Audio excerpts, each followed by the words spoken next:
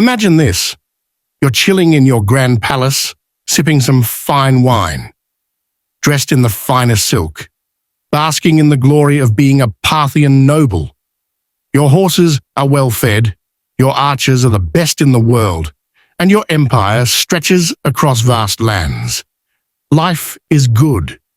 Then suddenly, bam! Romans show up at your doorstep, waving swords and screaming in Latin about how Mesopotamia would look better in red and gold. Now you're on the run, your cities are burning, your palace is rubble, and your only consolation is that the Romans probably have sunburns from standing too long in the Mesopotamian heat. What follows is one of the most chaotic, frustrating, and, let's be honest, kind of ridiculous displacement sagas in ancient history. Because, let's be real, the Parthians were tough. They were a thorn in Rome's side for centuries. But when the Romans really set their sights on Mesopotamia, even the mighty Parthian warriors found themselves packing their bags, herding their camels, and figuring out where to go next.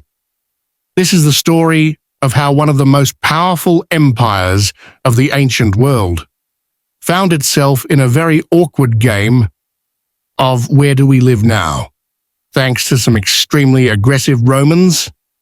First, let's talk about the Parthians. They weren't just some random nomads who got lucky with an empire. They were experts in mounted archery, could shoot an arrow while riding a horse backward, yes, backward, and had a long history of making Rome very, very mad. Their empire stretched from modern-day Iran to Iraq, sitting comfortably between the Romans in the west and the Chinese in the east. Think of them as the cool, mysterious middle sibling of ancient empires. But the Romans? Oh, they were persistent. If Rome had a slogan, it would be something like, "We conquer everything, no exceptions." And the Parthians, unfortunately, were on that list. Now, Rome and Parthia had been beefing for a long time. Ever since Crassus, yes, the same guy from the first triumvirate, with Caesar and Pompey, thought it would be a brilliant idea to invade Parthia in 53 BCE, things had been tense. Spoiler alert, Crassus lost. Badly. And the Parthians poured molten gold down his throat because, hey, poetic justice. But Rome never forgets. Even after Crassus' disastrous end, Rome kept poking the Parthians, and the Parthians kept poking back. It was a never-ending cycle of, "This land is mine. No, it's mine. Let's settle this with a battle." And every time, cities got burned, kings got replaced, and historians had a field day writing about it. Fast forward to the 2nd century CE, and here comes Emperor Trajan, riding in like a Roman action hero. Trajan wasn't just any emperor, he was one of Rome's best. He had already expanded the empire to its greatest territorial extent, and now he had one last thing to check off his bucket list: crush Parthia and take Mesopotamia. In 114 CE, Trajan launched a full-scale invasion, and boy, did the Parthians panic. The Romans stormed through Armenia, took over the Parthian capital of Ctesiphon, and even reached the Persian Gulf. Trajan was feeling so good about himself that he started calling himself Parthicus, because why not? This was bad news for the Parthians. Their king, Osroes III, scrambled to fight back, but Rome had the upper hand. Cities were falling, Parthian nobles were packing their bags, and entire communities had to relocate as Rome took over their lands. The once mighty Parthian heartland was suddenly a very uncomfortable place to be. Now, where do you go when the world's most powerful empire kicks you out of your house? Good question. The Parthians had a few options. 1. Flee east toward the Persian highlands, where Rome had no reach. 2. Move north into the Caucasus, hoping the rugged terrain would keep them safe. 3. try to blend in and pretend they were just regular civilians. Not the best plan when you're covered in royal jewels and riding a war horse. Many Parthians fled to Persia, joining local rulers who still resisted Rome. Others scattered into Central Asia, linking up with old nomadic allies. Some even retreated into the far reaches of their empire, waiting for a chance to reclaim their homeland. Here's the kicker. After all that destruction, displacement, and Roman backpatting, Mesopotamia didn't stay Roman for long.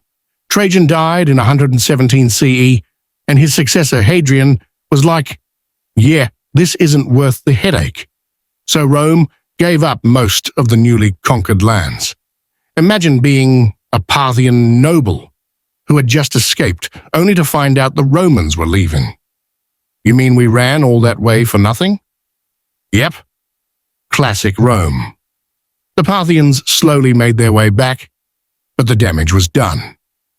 Their empire was weakened, their people scattered, and their prestige had taken a massive hit.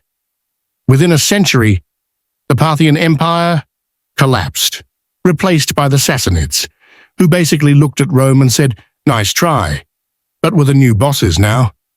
History is full of stories like this big. Powerful empires, thinking they're invincible, only to get steamrolled by an even bigger empire. The Parthians were fierce warriors, but even they couldn't escape Rome's relentless expansion. And yet, Rome, for all its might, couldn't hold on to Mesopotamia forever. The morale of the story? No empire lasts forever. And if you ever find yourself in ancient Mesopotamia and hear rumors about Romans coming, start packing. Here's the funniest part. While Rome celebrated its victory over Parthia, they unknowingly set themselves up for a much bigger problem. The Sassanids, who replaced the Parthians, were even more powerful and aggressive.